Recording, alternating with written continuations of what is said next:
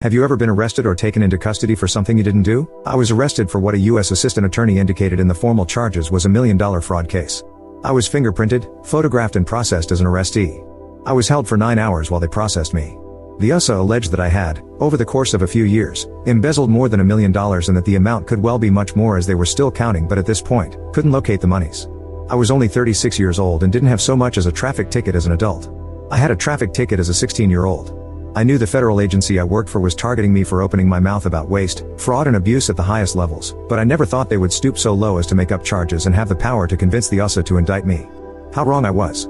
How naive I was. An attorney who was representing me in a civil case against my agency called a friend of his who was a white-collar criminal attorney at a big law firm in the city and asked him to meet with me.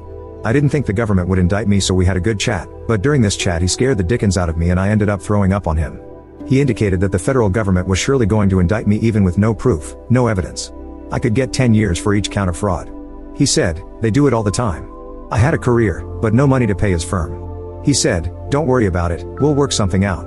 I was indicted for 27 counts of fraud with no evidence to support the charges. The trumped-up criminal charges were to try and scare me away from the civil case. However, since I had worked for the government for years, I had about 12 boxes of paperwork related to my job, etc. The criminal attorney asked me why I had all this proof and I indicated that I worked for the US government. In reality, I always kept copies of anything I signed as I have a mediocre memory and my memory is complicated by a migraine condition, so I lose memory on a regular basis, similar to an epileptic seizure disorder.